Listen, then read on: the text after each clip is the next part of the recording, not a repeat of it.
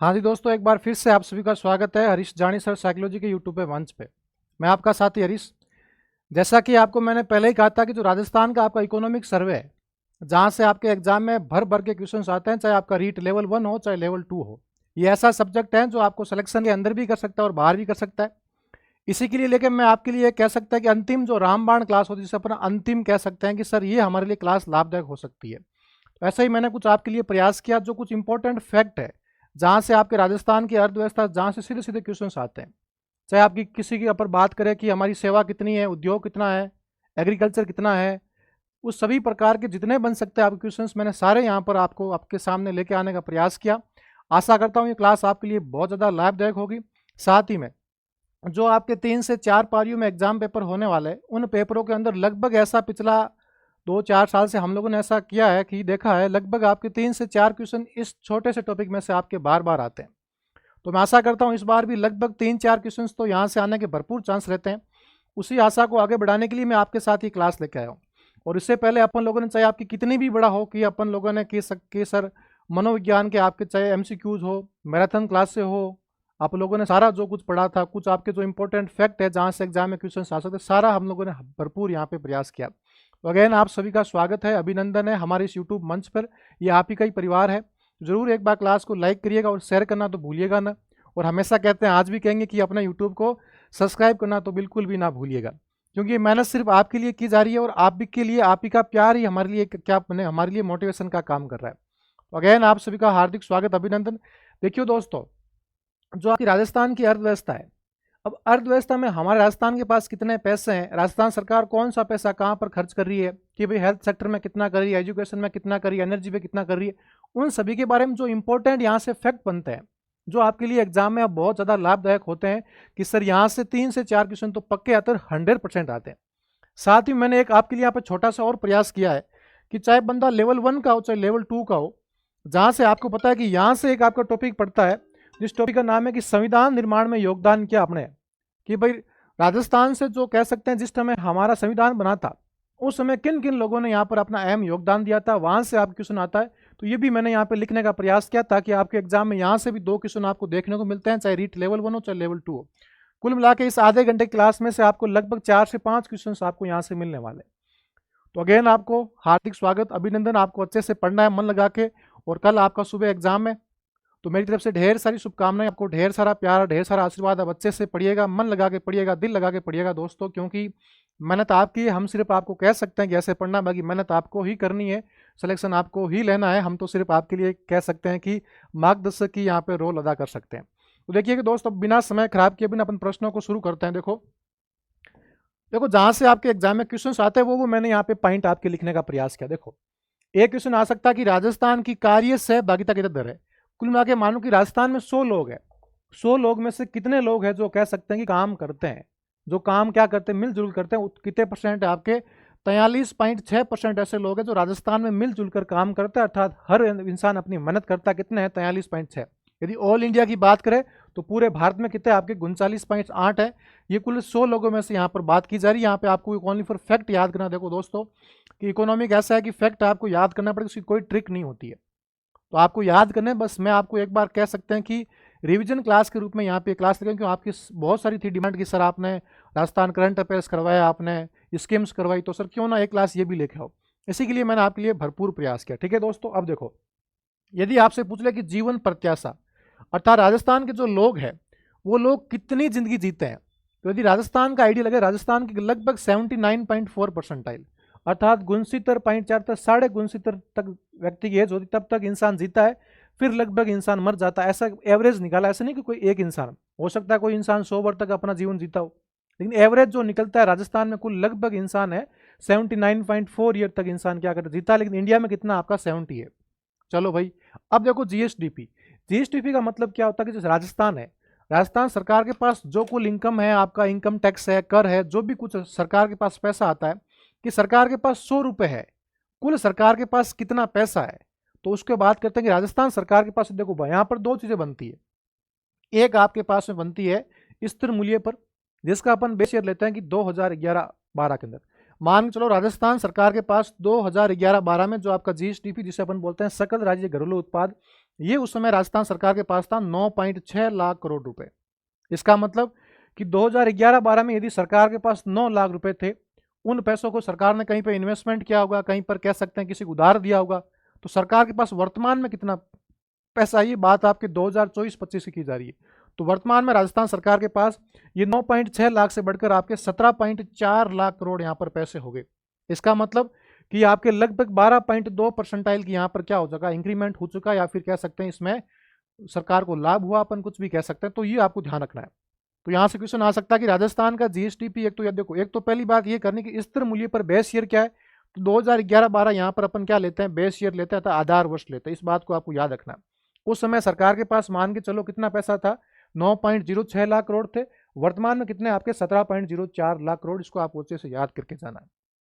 आगे देखिए भाई, एक आपका होता है जीएसवी, जिसे अपन बोलते हैं सकल राज्य मूल्यवर्धन।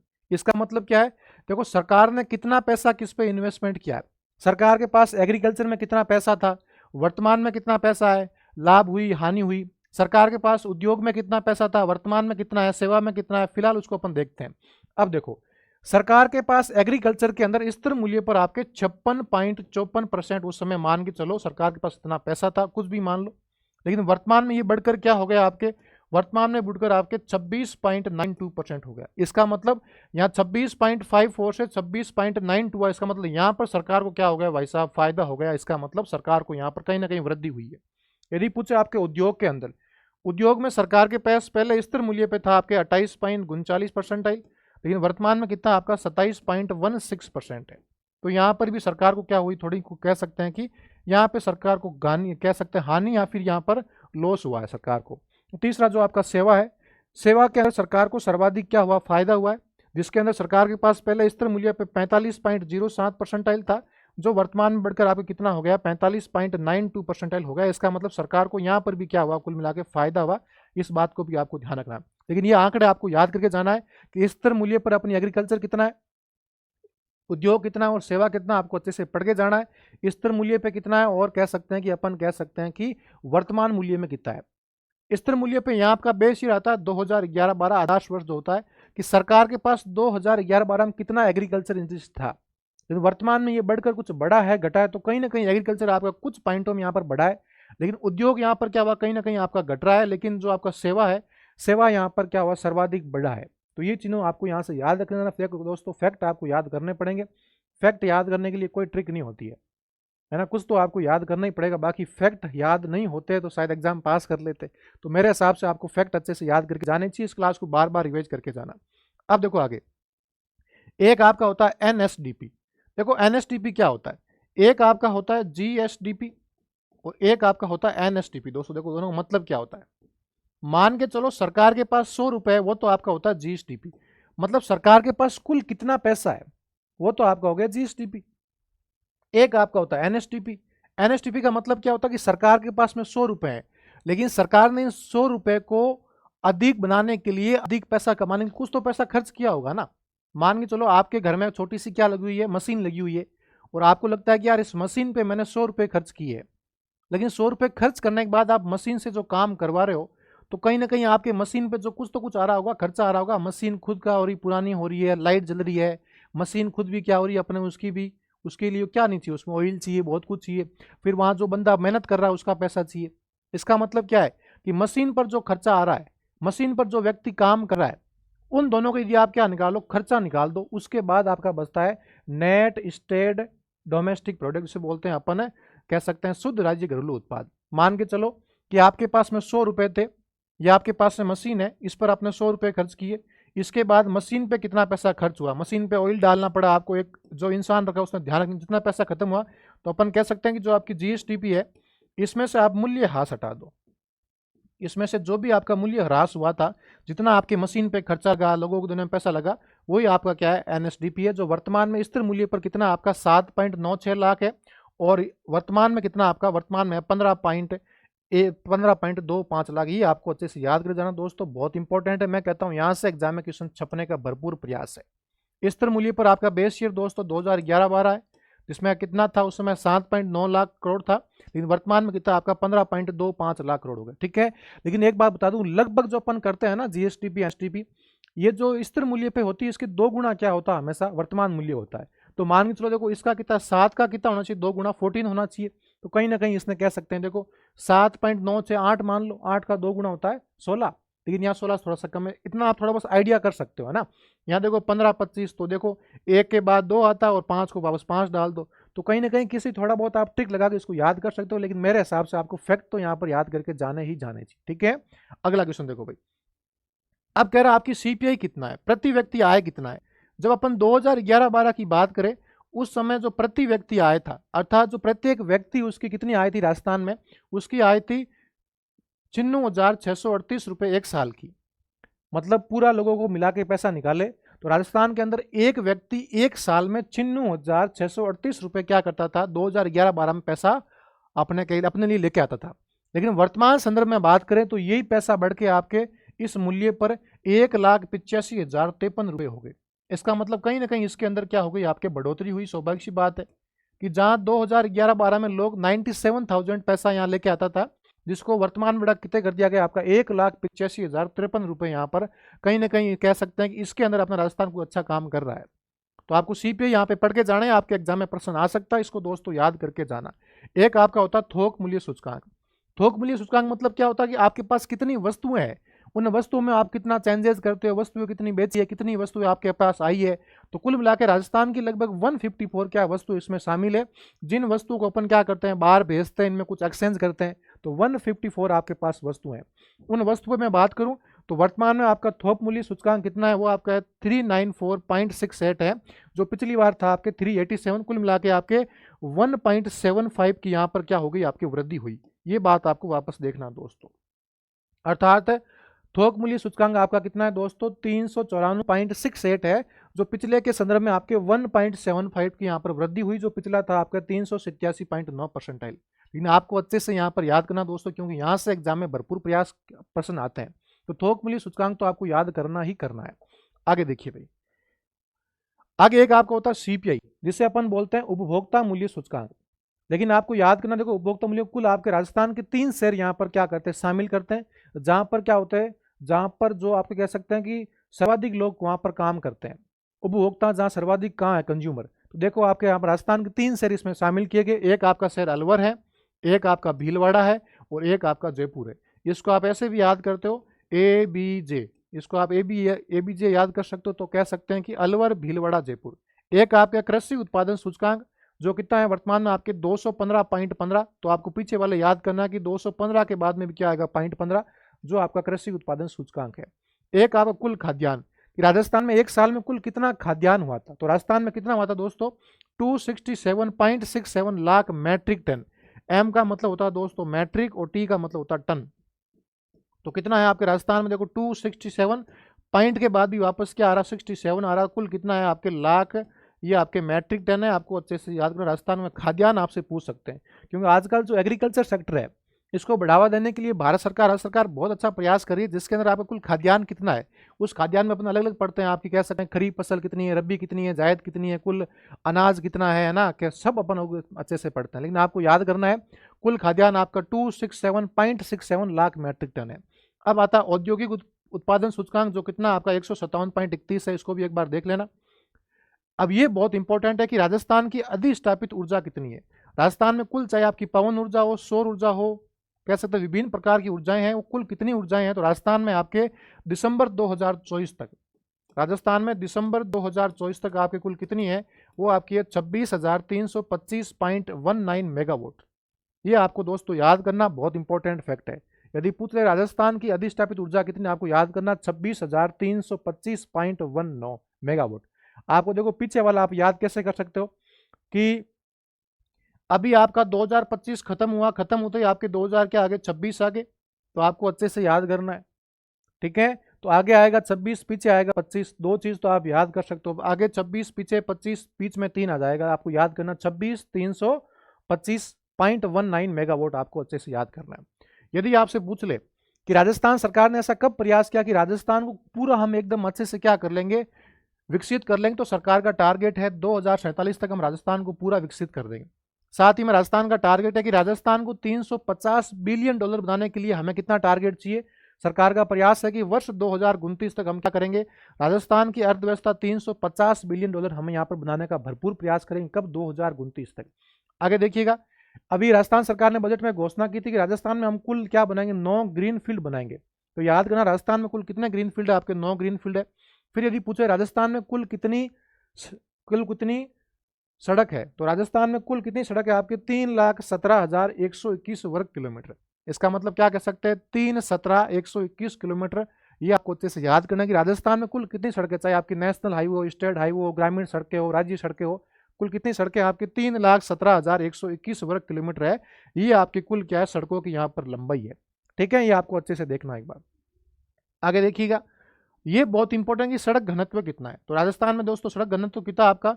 वो आपका है 92.66 किलोमीटर। इसका मतलब क्या है कि यदि राजस्थान में 100 किलोमीटर आपको कहीं पर जा रहे हो, आप चाहे कहीं पर भी जा रहे हो, राजस्थान का औसत निकालते हैं कि राजस्थान में यदि आप 100 किलोमीटर कहीं पर जा रहे हो, चाहे गाड़ी लेके जाओ, बस में जाओ, किसी में जाओ, तो लगभग सरकार कह रही है कि 100 किलोमीटर में से आपको 92.66 किलोमीटर पर आपको सड़क बनी हुई मिलेगी।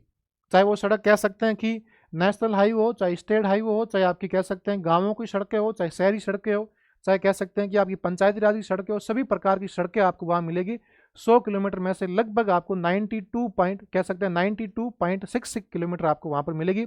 लेकिन इंडिया में कितना घनत्व है? इंडिया में आपको 160.24 किलोमीटर यहाँ पर आपको घनत्व मिलेगा। ठीक है, फिर आपको क्या याद करनी कि राजस्थान में कुल कितने अपने कह सकते हैं कि ब्लॉक कितने हैं पानी पीने के लिए। तो टोटल आपके ब्लॉक 302 है। 302 में से 37 ब्लॉक जो एकदम अच्छे हैं, बाकी 201-24 कैसे हैं, कोई मतलब की नहीं, अति दोहित है, जो बहुत ढंग से खराब हो चुके हैं। इसका मतलब कुल आपके जलापूर्ति की 302 ब्लॉक हैं, जिसमें सेफ कितने हैं? ओनली फॉर 37 ब्लॉक हैं जो आपके एकदम सेफली है, या फिर अपन कह सकते हैं सुरक्षित हैं।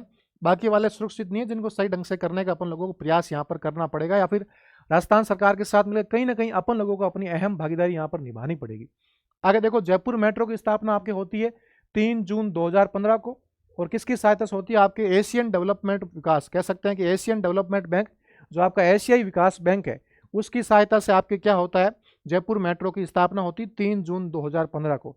वर्तमान में इसके फेज ए के आपके 4 भाग थे, और वर्तमान में फेज बी जो आपका हो रहा, कहाँ से कहाँ चल रहा है, वो चल रहा है आपके सीताबाड़ी, कह सकते हैं कि सीतापुर से अंबाबाड़ी की ओर वर्तमान में इसको आपके चलाया गया। ये आपको याद एक बार करना, ठीक है, ये भी याद कर लेना।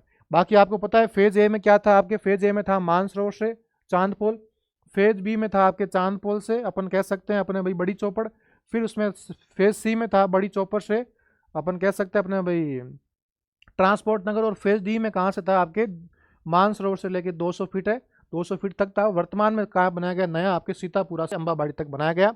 और यदि पूछे स्मार्ट सिटी में राजस्थान की कुल 4 सिटियां शामिल, इसकी ट्रिक क्या है दोस्तों? काजू, आपको याद करना है काजू। काजू क्या है? राजस्थान में जो भारत सरकार की योजना स्मार्ट सिटी, उसके अंदर राजस्थान कुल 4 शहर शामिल किए गए, जिसकी अपन लोगों ने ट्रिक याद की काजू। के से कोटा, ए से अजमेर, जे से जयपुर, और यू से आपके उदयपुर। आपको 4 सिटी यहाँ पर याद करके जानी है। आगे देखिएगा, आगे बात करें राजस्थान का कुल कितना जो है एरिया है, मानो कि राजस्थान का कुल 100% एरिया है। इस 100% एरिया में से कुल कितने एरिया पर अपन एग्रीकल्चर कर रहे हैं? तो लगभग अपन कितने पर कर रहे हैं आपके 53.10% पर, मतलब 100 में से 53% अपन एरिया पर क्या करें, अपन फसल को यहाँ पर कह सकते हैं कि बोने का यहाँ पर काम करते हैं। फिर वानिकी, वानिकी का मतलब आपके कितने एरिया पर आपके पेड़ पौधे हैं, कितने पे है, वो आपके 8.13% एरिया पर है। ये भी आपको अच्छे से देखना है। फिर बात करें फसल के अंदर, राजस्थान का कौन सी फसल में पहला स्थान है, कौन सी में सेकंड है, कौन सी में तीसरा, जहां से एग्जाम में दोस्तों 1% तो पक्का मान के चलो, चाहे लेवल 1 में छपो, चाहे लेवल 2 में छपो, मैं फिर कह रहा हूं यहां से एग्जाम में परसेंट छपेगा। इस स्लाइड में से 1% पक्का है। अब देखो, राजस्थान का पहला स्थान देखो किस किस में दोस्तों, एक तो आपका पहला स्थान राजस्थान का गवार में है, एक आपके सरसों में है, राई में है, बाजरा में है, अनाज में है, और अपन किस में कह सकते हैं अपने तिलन में है। सेकंड स्थान ओनली फॉर किस में? मूंगफली। तो ऐसे याद करो दोस्तों, 2 रुपए में मूंगफली मिलती है, कहीं पर भी भैंस नहीं मिलती है, ये आपको अच्छे से याद करना है। तो 2 नंबर पे आपकी मूंगफली है।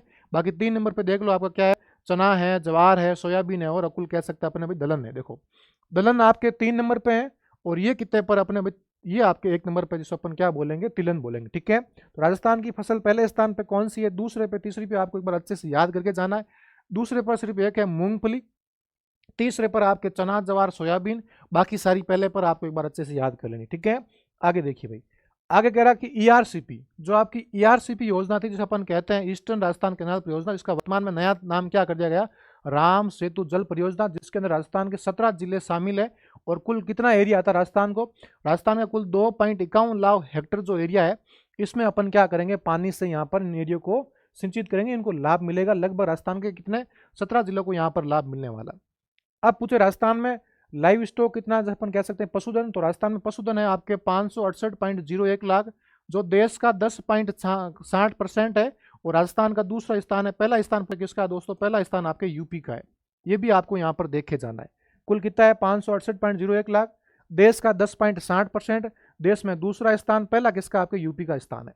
अब देखो आरसीडीएफ, आरसीडीएफ का मतलब क्या होता है कि राजस्थान दुग्ध, जो आपके कह सकते हैं डेयरी विकास आपका है, उसकी स्थापना होती है आपकी 1977 में। 1977 में इसको याद करके जाना, क्योंकि जब आप एसएमसी पढ़ते हैं, जब विद्यालय में आप पढ़ते हैं कि विद्यालय के अंदर दूध पिलाती हैं बच्चों को, तो दूध पिलाने का काम कौन करती है, दूध आता कहाँ से, वो आरसीडीएफ बना के बेचती है। ठीक है, ये भी आपको याद करना है।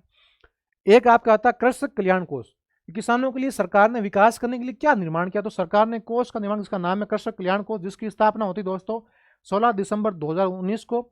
वर्तमान में ये कोष कितना आपके 7.5 करोड़ का है, कितना है 7,500 करोड़ का आपका कृषक कल्याण कोष, जिसमें किसानों के लिए अलग से पैसे वहां पर 7,500 करोड़ का उनका अलग से कोष बनाया गया, जो सिर्फ किसानों के लिए, जिनका नाम है कृषक कल्याण कोष। इसकी स्थापना करते हैं आपकी 16 दिसंबर 2019 को। कौन करते हैं, आपके श्रीमान अशोक जी गहलोत करते हैं। एक आपकी होती है बीआईपी, जिसे बोलते हैं निवेश संवर्धन ब्यूरो, जिसकी स्थापना होती है आपकी 1991 के अंदर। ये क्या काम करती है कि जो भी आपके 10 करोड़ से कम के जो भी कह सकते हैं कि लोन है, वो लोन सारा यहाँ से पास होते हैं। आपको जो भी चाहिए, ऋण चाहिए, वो सारा यहाँ से पास होता है। उसका नाम है निवेश संवर्धन ब्यूरो, जो आपके 1991 में यहाँ पर क्या होता है, इसको लॉन्च किया जाता है। एक आपका राजस्थान में कुल कितना निर्यात हुआ, राजस्थान ने अपने यहाँ से कुल इतना कितना आइटम बाहर बेचा, या फिर कह सकते राजस्थान में कुल कितना निर्यात हुआ है, कुल निर्यात आपके होता है 83,704.24 करोड़। अर्थात राजस्थान अपने यहाँ से 83,704 करोड़ रुपए का क्या करती है, निर्यात करती है। बहुत आपको अच्छे से याद करना है, बहुत इंपॉर्टेंट है दोस्तों ये चीजें, कि राजस्थान कितना आपके 83,704 करोड़ रुपए का क्या करती दोस्तों, निर्यात कर देती है। आपको अच्छे से याद करना है। तो 83,704.24 करोड़ रुपए का क्या करती है यहाँ पर राजस्थान निर्यात करती है। बहुत बड़ी बात अपने आप के अंदर, ठीक है, ये भी आपको यहाँ से पढ़ के जाना। आगे देखिएगा, एक आ रही देखो रिको की स्थापना आपके 1980 में होती है। राजस्थान फाइनेंस कह सकते हैं कि आरएफसी की स्थापना आपका कब होती है, राजस्थान वित्त निगम की स्थापना आपकी होती है 1955 के अंदर, ये भी आपको याद करनी। रासिको की स्थापना होती 3 जून 1961 को। आरएसआर जो कह सकते हैं आरएसआरटीसी है, जो अपन कहते हैं राजस्थान राज्य पथ परिवहन निगम, जिसकी स्थापना आपकी होती है अक्टूबर 1964 के अंदर। Rajasthan state mines and mineral limited, इसकी स्थापना होती है आपकी 1974 के अंदर। खनिज है, राजस्थान में कुल कितने खनिज है आपके 81 है, जिसमें से 58 का अपन क्या करते हैं, उत्पादन करते हैं। जिसमें राजस्थान का एक तरफा क्या है आपका सीसा, जस्ता, सेलेनाइट और उसको बोलते हैं वोलेस्टोनाइट। ये आपको अच्छे से याद कर जाना कि राजस्थान का एक तरफा किसमें है, एकाधिकार किसमें है, एक तो आपका सीसा जस्ता है, एक आपका वोलेस्टोनाइट है, एक आपका सेलेनाइट है। कुल 81 में से आपके 58 प्रकार के खनिज का यहाँ पर क्या हो रहा है, उत्पादन हो रहा है। ये भी आपको अच्छे से याद करके जाना है। आगे देखो भाई, आगे आ रहा है कि राजस्थान के अंदर रिफाइनरी जो वर्तमान में कहाँ पर पड़ती है, आपके पड़ती है पचपदरा, जिसमें वर्तमान जिला पड़ता है आपका बालोतरा, जिसकी स्थापना आपके होती है 16 जनवरी 2018 को। जिस पर कुल कितना पैसा खर्च आएगा, आपके आएगा 72,937 करोड़ रुपए यहाँ पर खर्चा आएगा।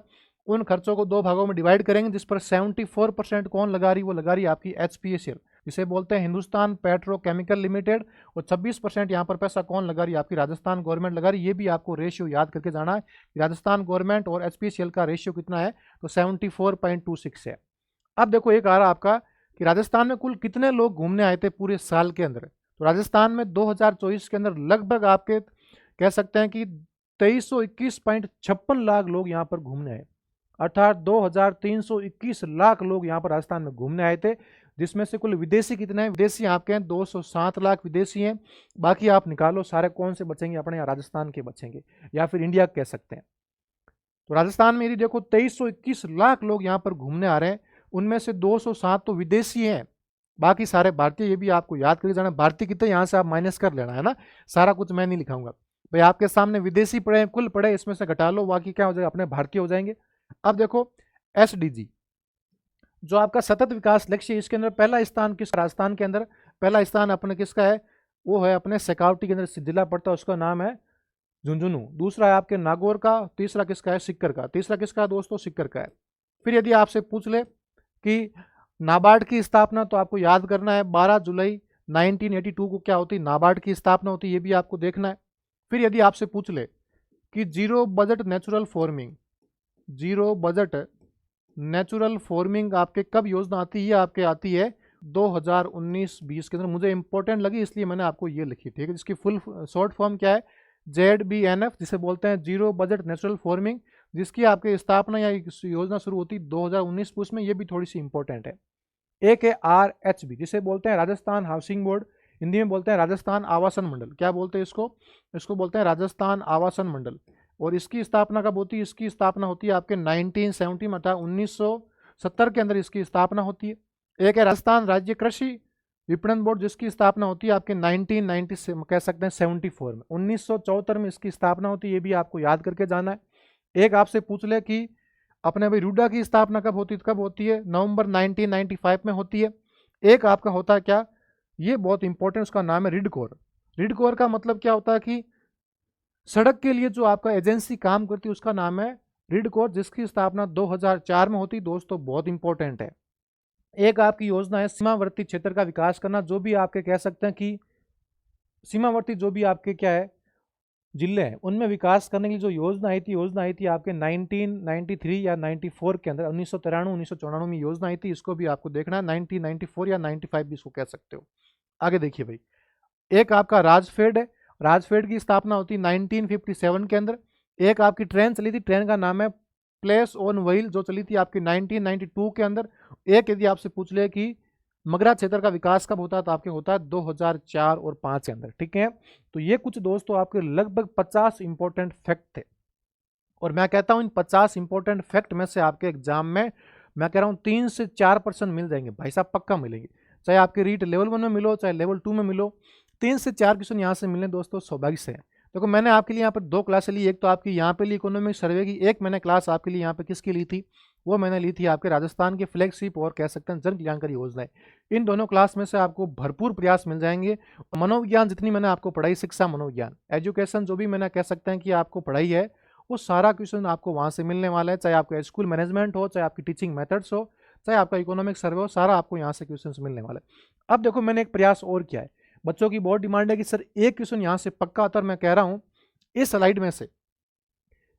में से आपका एक एग्जाम में प्रश्न पक्का, इसको वेरी वेरी इंपॉर्टेंट आप कर सकते हो, बस आपको रिवाइज फॉर्म में याद करना है। एक एग्जाम में प्रश्न पक्का है, पिछली बार भी आता रीट लेवल 1 में, लेवल 2 में भी आया था कि संविधान निर्माण में राजस्थान का क्या योगदान है। भाई कभी तो हमारा स्थान मतलब क्या, तो राजस्थान जब उस समय अपना खुद का कह सकते हैं स्थायित्व तय करा था, उस समय कुल राजस्थान के 12 लोगों ने कहाँ भाग लिया था, आपके संविधान निर्माण में भाग लिया था। उन 12 लोगों में देखो जयपुर से आपके 2 थे, एक का नाम था VT, जिसे अपन बोलते हैं VT कृष्णमाचारी, और एक का नाम था हीरालाल शास्त्री। ये दोनों कहाँ से थे, आपके जयपुर से थे। उदयपुर से भी 2 थे, एक का नाम था माणिक्यलाल वर्मा और एक का नाम अपने था बलवंत सिंह मेहता। ये दोनों कहाँ से थे, उदयपुर से थे। जोधपुर से एक जिनका नाम था जय नारायण व्यास, JNV का मतलब होता है दोस्तों जय नारायण व्यास, ये जोधपुर से थे, आपको अच्छे से याद करना है। अलवर से कौन थे, उनका नाम था रामचंद्र उपाध्याय, ये कहाँ से थे, अलवर के थे। कोटा से थे, उनका क्या नाम था, कोटा के उस समय शासक थे, उनका नाम था अपने भाई दलेल सिंह, ठीक है। तो यहाँ पे देखो 5-7 तो आपको यहाँ मिल गए। देखो कृष्ण हीरा कहाँ के, आपके जयपुर के। तो कृष्ण और हीरे कहाँ रहते हैं भाई, भाई आप जैसे कह सकते हैं कि आप कोचिंग जाते हो, कहाँ जाते हो कि सर हमें तो वहाँ से पढ़ना है, जयपुर से। क्यों, जयपुर में बहुत कृष्ण और हीरे रहते हैं, है ना। कृष्ण भी रहती हैं, राधाएं भी खूब रहती है, आपने देखा होगा, फील भी किया होगा आपने, मुझे पता है जो लोग जयपुर रह रहे हैं अच्छे से देखा होगा। तो कृष्ण और कह सकते हैं हीरे कहाँ मिलते हैं, आपको जयपुर में मिलेंगे। माणिक्यलाल वर्मा और कह सकते हैं कि आपको बलवंत सिंह मेहता कहाँ मिलेंगे, उदयपुर, क्योंकि आपने पढ़ा होगा कि राजस्थान एक किरण में इसको क्या बनाते हैं, वहाँ का PM बनाते हैं, सारा आपको वहाँ से अच्छे से पता है।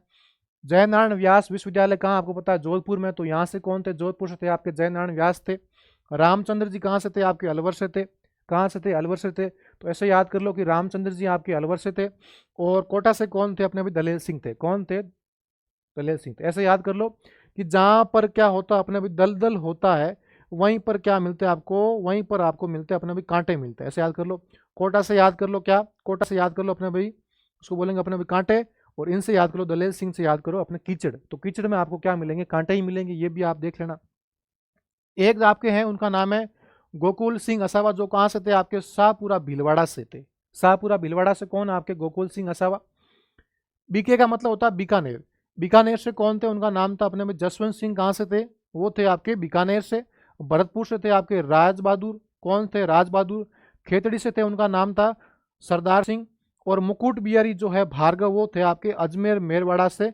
और अजमेर मेरवाड़ा आपको पता थे कि ये क्या थी, प्रांतीय सीमा, जिसमें आपको पता है, आपने अच्छे से पढ़ा है, राजस्थान में इसका एकीकरण सबसे बाद में होता है, जिसके अंदर इसके प्रधानमंत्री उसमें हीरालाल शास्त्री थे। आपने सब अच्छे से पढ़ा होगा, है ना। तो देखो आपको अच्छे से पता होना चाहिए कि मुकुट बिहारी भार्गव कहाँ से थे, आपके अजमेर मेरवाड़ा से थे। ये कुल आपके 12 सदस्य थे, जो राजस्थान से भाग लेने वाले 12 सदस्य थे, जिन्होंने संविधान निर्माण में यहाँ से भाग लिया था। आपको अच्छे से पता होना चाहिए। एक देखो और देखो, उसी समय राजस्थान के कुल क्या बनाया गया, कुल 4 लोगों को यहाँ पर कुछ आपके कह सकते हैं कि प्रशासनिक अधिकारी बनाया गया था, जिसके अंदर आपके जो कहाँ, देखो मैंने कहा हीरा और कृष्ण कहाँ है आपके, वहीं थे जयपुर। तो जयपुर से किनको बनाया गया, आपके कृष्ण मचारी को बनाया गया। जोधपुर से कौन थे, उनका नाम था वेंकटाचारी। वेंकटाचारी कहाँ से थे, जोधपुर से थे। बीकानेर से कौन थे, आपके के एम पणिकर। तो आप ऐसे कर लो, के एम पणिकर। के एम पणिकर कहाँ से थे, आपके बीकानेर से थे।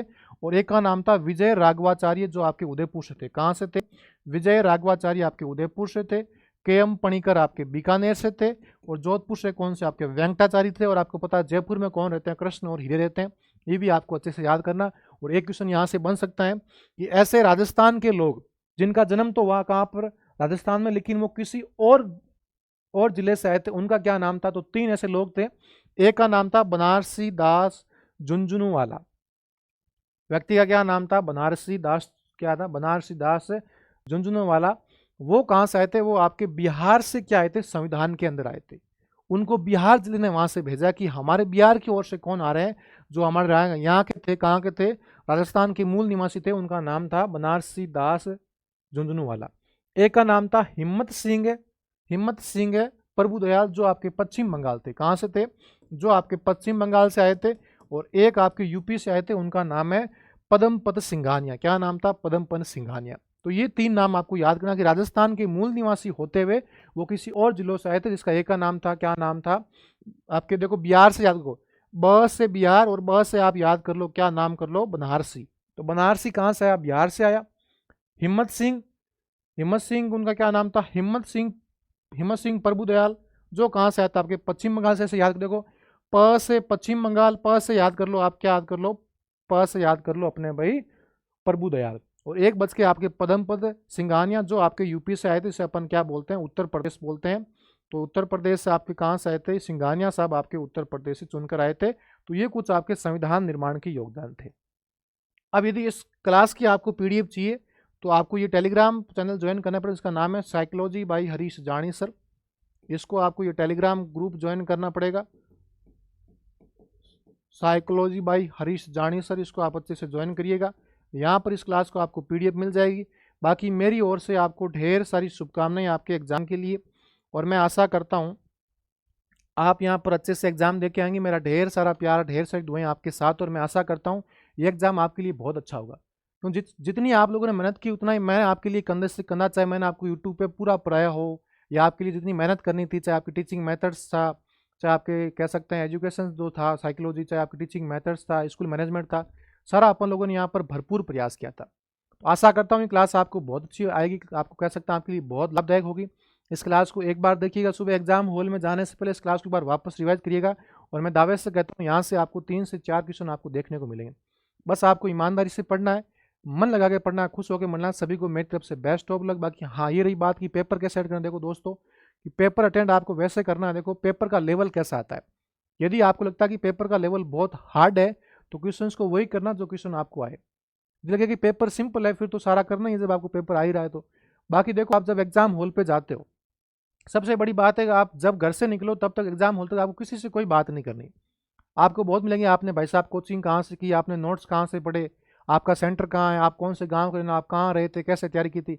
आपको किसी भी बंदे से सिंगल प्रकार की टॉकिंग नहीं करनी, किसी प्रकार की कोई टॉकिंग नहीं करनी। आपको सिर्फ अपना टारगेट होना चाहिए एग्जाम हॉल में। जैसे ही आप स्कूल में घुसे, वहाँ अच्छे से जाओ, वॉशरूम में जाओ, पानी वानी पी के अपनी सीट पे जाके बैठ जाओ। आपके पीछे कौन बैठा है, आगे कौन बैठा है, किसी से कोई मतलब नहीं है। अपने सिर्फ इष्ट देव को याद करो, अपनी मेहनत को याद करो कि मैंने 100% कितनी मेहनत की थी। उसी मेहनत को आप एग्जाम पे जाके उस एग्जाम जो क्वेश्चन पेपर उस पर दियो। बाकी फालतू दुनिया क्या बात कर रही है, क्लासरूम में क्या बच्चे कहते हैं, पेपर हल्का है, भारी है, मैंने उस कोचिंग के वो नोट्स पढ़े थे, मैंने उससे पढ़ा था, कोई फर्क नहीं पड़ता है। यदि आपको पता है कि राजस्थान का एकीकरण कब हुआ था, तो सब नोट्सों में एक ही लिखा हुआ है, कोई फर्क नहीं पड़ता कौन से बच्चे ने कहाँ से बात की थी। बाकी एक बात मैं बता दूं आपको, घर से निकलने के बाद जब तक आपका एग्जाम नहीं हो जाए तब तक किसी से कोई बात नहीं करनी। क्योंकि आपके पास ऐसे लोग आएंगे जिन्होंने बहुत कम पढ़े, लेकिन फालतू ऐसे फेंकेंगे, मैंने ये कर लिया, वैसे कर लिया, मेरी पहली रैंक आती थी उस टेस्ट सीरीज में, ऐसे वैसे। वो लोग न तो कभी काम के होते हैं और हमेशा आपका काम वो क्या करते हैं, घटिया करते हैं। इसलिए आपको एग्जाम हॉल में जब तक आपका पेपर नहीं, आपको किसी प्रकार कोई टॉकिंग नहीं करनी। अपने पे भरोसा करना, अपना खुद का कॉन्फिडेंस होना चाहिए। अपने भगवान को याद करिएगा, अपने माँ बाप को याद करके अच्छे से अपना आशीर्वाद लेके, और यदि आपने मेहनत की तो आपको सफलता जरूर मिलेगी। और अगेन देखो, मेरी तरफ से आपको ढेर सारी शुभकामनाएं, ढेर सारा आपके साथ आशीर्वाद है, ढेर सारा प्यार है कि आप आराम से। और सबसे बड़ी बात यह कि यदि आपको क्लासरूम में 2.5 घंटे मिलते तो आपको 2.5 घंटों में पेपर करना है। अपन कई बार क्या करते हैं, 1 घंटे में कर लेते हैं पेपर, फिर अपन उसको माइनस मार्किंग कर लेते हैं। ऐसा कुछ नहीं करता। यदि गवर्नमेंट आपको 2.5 घंटे का टाइम दे रही है, आपको 2.5 घंटे में ही पेपर करना, आप जल्दी क्यों करते हो। तो मेरा ये मानना है कि पेपर को अच्छे से मैनेज करना है। जो क्वेश्चन आपको आए वो एकदम कर लेना है। जिसमें आपको लगे कि यार 2 ऑप्शन में है कंफ्यूज, तो आप अपने अकॉर्डिंग कितने क्वेश्चन किए उसके अकॉर्डिंग आप 2-4 प्रश्नों में रिस्क ले सकते हो, यदि आपको लगता है कि डेफिनेटली हो सकता है। यदि आपने पढ़ा ही नहीं है फिर आप रिस्क ले रहे हो, तो फिर रिस्क मत लेना आप, चाहे आपके नंबर कम हो चाहे अधिक हो। बाकी मेरा ये मानना है कि आपने यदि पढ़ाई की तो आपका सिलेक्शन होगा, यदि आपने प्रैक्टिस की तो आपका पेपर अच्छा होगा। बस टाइम का ध्यान रखिएगा। सबसे बड़ी ये बात है कि आपके आगे कौन खड़ा है लाइन के अंदर, पीछे कौन बैठा है, कौन बैठी है, आगे पीछे किसी से कोई मतलब नहीं होना चाहिए। आपने भाई साहब कौन से कोचिंग के नोट्स पढ़े, कोई से कोई मतलब नहीं, आपने खुद पे भरोसा रखना है। और मैं कहता हूँ यदि आपने तैयारी की है तो आपका सिलेक्शन जरूर होगा। अगेन मेरी ओर से आपको ढेर सारी शुभकामनाएं, आपको ढेर सारा बेस्ट ऑफ लक, ढेर सारा प्यार, ढेर सारा आशीर्वाद। और आप जरूर वहाँ पे क्या गाड़ के आओगे, झंडे गाड़ के, और ऐसा मेरा ढेर सारा प्यार आपके साथ है, ढेर सारी शुभकामनाएं आपके साथ हैं। अगेन सभी को बेस्ट ऑफ लक, सभी को बाय बाय, सभी को टेक केयर।